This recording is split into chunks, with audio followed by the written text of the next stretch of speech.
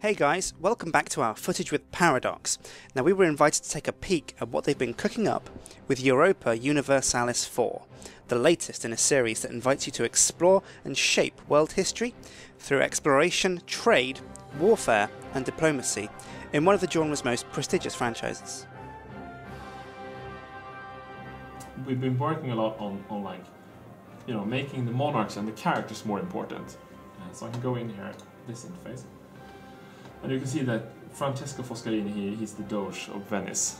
This is a merchant republic, so you don't inherit the role. Instead, you have like these elections that comes up, and you. Okay, and so I guess all that is modeled into the game as well. So in a fairly in the correct. We're trying to put it on the right level. You need to feel that you're playing and it's relevant that Venice has elections, without actually going into creating a political model for Venice or anything. Yeah. It should, our focus for EU is that the player should feel that he's playing Venice, and he should take the decisions he intuitively think he should be doing, and they should be the right ones. Yeah. And I think that we've learned a lot over the years, and some of our games are more simulations than others. If you look at Victoria, for example. Yeah. But this is the game where you play your country, right? And I can show you another interface here for religion interface. This is an interface. Religion was really important in the period, and it was sort of crammed into a part of an interface and these kind of things. But now we realize that this is important. You need to see like what's you're Catholic, okay? What's your tolerance for these people and why? There's one really big feature. You mentioned it before, right? When you saw the trade routes. Yeah. Which is something that's one of the brand new things with the EU4. And that's the trade routes, right?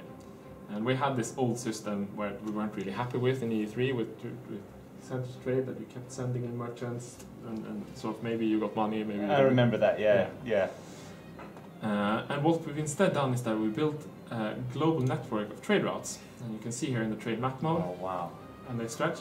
That's what I need, Shin. I just need that as like my screensaver on the computer. Oh, wouldn't it be so beautiful? If anybody comes into my room, they think, "Wow, this guy's so smart." The thing with this, I think that's actually a point with this game. We make our players feel smart. Right? Yeah, absolutely. Look at that. That's cool. And the thing is that this goes from Asia, and they're spread all over the world, but they're fixed, right? But what you as the player do is that you project power in the areas that the certain trade nodes go to. And then you try to steer the trade flow back home to you. Okay. So so it's like an influence sort of thing. An influence sort of thing, exactly. So you see here, Alexandria, here the thing splits, right? It comes up here with the Red Sea, and it splits. Alexandria provinces will also give you points because there's a huge river mouth, so all the Nile trade comes up here, so that's important, right? Yeah, So you don't have to conquer all the provinces to conquer trade. Okay, and then so there's like land trade routes too, not? Yeah, exactly. That's pretty. So they not, but if there are on sea, you can. There is another thing you can do for power. You can use your navies. So fleets are much more important in this game. Yeah. Than they were in EU3, because you can, for example, I have Crete here, which is my island, fortunately. Which is really good for Venice. I can base my fleets here, and I can send them out, and I can put them on a trade mission. Let's see, where are they? Now I can't really send them on a trade mission. I can start by moving them to Crete, maybe. So. There they go. Yeah. Well, anyway, by taking control of this area, we can lock down the Mediterranean trade. We can become really rich. But then we have another problem, right? Here, the Red Sea trade comes up here. And suppose Portugal goes around. They build colonial bases and strategic points. They come up here, maybe they build a base here, maybe they kick the Yemenis ass, right? Right. And they Let's face it, who doesn't want to do that? And now at the start of the game, most trade will flow here, and that will make the Mediterranean states rich. But when the Portuguese start going in here and projecting power, they will move it around here, and this will decrease. And then as you discover more of the world.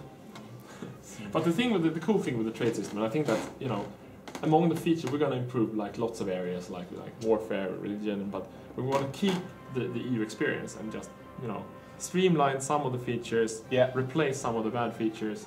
And the trade system is going to be one of the things that people look at this and say, wow, this is brand new, right? And the monarch points, of course, because that's really, it changes the way you drive the game almost, right? It's the same game, but it goes it goes into the economy system, it goes into how you get text, it goes into how you maintain alliances, all these kind of things. When are you guys looking to release this? Our planned release is Q3 next year, Okay. 2013. So this is early alpha yet, and we have like lots of stuff left to do. Yeah. And we're hoping to be feature complete sometimes this winter, the autumn somewhere. Yeah. And maybe start beta and things like that. Okay.